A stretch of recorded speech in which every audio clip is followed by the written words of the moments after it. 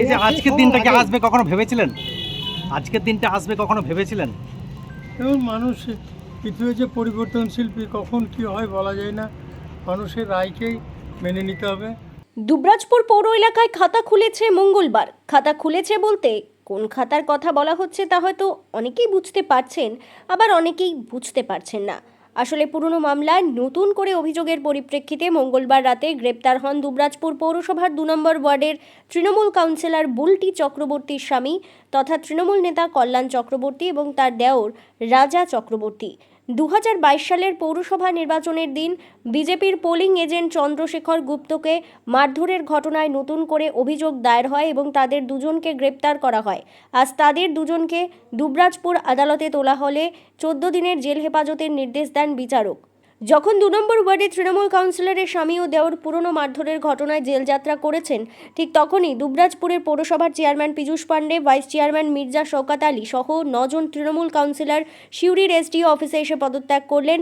যদিও পদত্যাগের কারণ হিসেবে গ্রেপ্তারির ভয় অথবা দুর্নীতির পিছুটান ইত্যাদি কোনো কারণকেই দায়ী করতে রাজি নন পীযূষ পাণ্ডে। তিনি জানিয়েছেন, সাধারণ মানুষ এবার তৃণমূলের বিরুদ্ধে ভোট দিয়েছে। জনতা জনার্দনের রায়কে মাথা পেতে নিয়ে তাদের আর পদে থাকা উচিত নয়।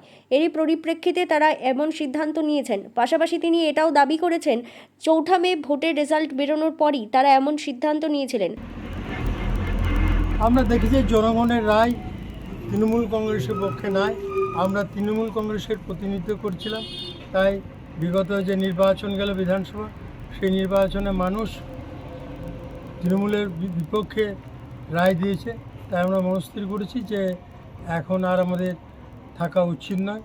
বরং নতুন যারা আসবে তারা ভালোভাবে চলাক, তাদেরকে আশীর্বাদ থাকবে, সব রকম সহযোগিতা আমরা করবো। আচ্ছা, এইটুকু। কোথাও কি কাজ করতে অসুবিধা হচ্ছে? না, কোনো অসুবিধা কিছু হয়নি, বা সেই বিষয় নয়। আমরা দেখলাম যে দুবরাজপুর শহরের মানুষ আমাদের প্রায় কয়েকটি ওয়ার্ড বাদ দিলে সব ওয়ার্ডে প্রত্যাখ্যান করেছে। সেই হিসেবে জনতা জনার্দনের রায়কে মাথা পেতে নিয়ে আমরা এই পদত্যাগ করা মনস্থির। ভোটটা কোনো দেরি আছে, তা সত্ত্বেও আপনারা পদত্যাগটা কেন করলেন? হ্যাঁ, দেখলাম যে মানুষের যে কথাটা বললাম যে মানুষের রায়টাকেই সম্মত করতে হবে। মানুষের রায়ই যখন আমাদের পক্ষে নেই, তখন জোর করে চেয়ার আগলে বসে থাকা কোনো যুক্তি নেই। দেখুন, সেটা তো মানুষই রায় দিয়েছে। আমরা যে দল বিলংস করছি তার বিরুদ্ধে, তো সেটা আমাদেরকে মেনে নিতেই হবে। মানুষের রায়টাকে মেনে নিতে হবে। অন্যদিকে পদত্যাগ করার মুহূর্তে দুবরাজপুর পৌরসভার চেয়ারম্যান পীযূষ পাণ্ডে দলের বিরুদ্ধেও বিস্ফোরক অভিযোগ করেন। তিনি স্পষ্ট জানান, দলের কিছু পদক্ষেপই আজ তাদের এমন অধঃপতনের কারণ। আমি তো দীর্ঘদিন কংগ্রেসে ছিলাম, এই কিছুদিন তৃণমূলে এসেছিলাম এবং তৃণমূলের পক্ষে ছিলাম। বর্তমানে দেখলাম যে তৃণমূল নেতৃত্বের কিছু ভুল সিদ্ধান্ত আমাদের দলের এই অধঃপতনের কারণ, এবং যার জন্য আমরা বিভিন্ন বিধানসভা ক্ষেত্রে হেরেছি। দুবরাজপুর শহরেও আমরা অনেক পিছিয়ে আছি, কয়েকটি ওয়ার্ড বাদ দিলে পিছিয়ে আছি। তাই ঠিক করেছি যে আমাদের আর থাকা উচিত। দুবরাজপুর পৌরসভার মোট 16টি ওয়ার্ড রয়েছে, যে 16টি ওয়ার্ডের 16 জন কাউন্সিলরই তৃণমূলের।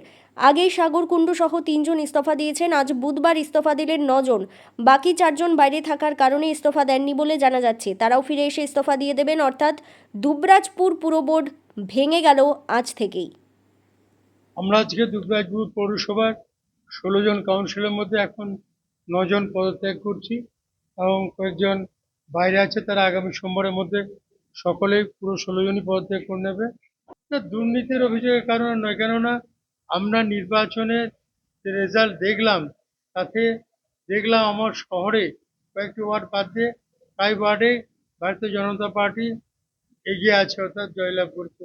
তাই আমাদের নৈতিক দায়িত্ব মানুষের রায়কে সম্মান জানানো, জনতা জনার্দনের রায়কে সম্মান জানানো, এবং সেই সম্মান জেনে আমরা পৌরবোর্ড থেকে সকলেই অব্যাহতি নিচ্ছি। আমরা পদত্যাগ করব, সেটা আমাদের অনেকদিন আগেই স্থির হয়েছে রেজাল্ট। বীরভূমের দুবরাজপুর থেকে লালটু মুখার্জির প্রতিবেদন, বীরভূম রার বাংলা।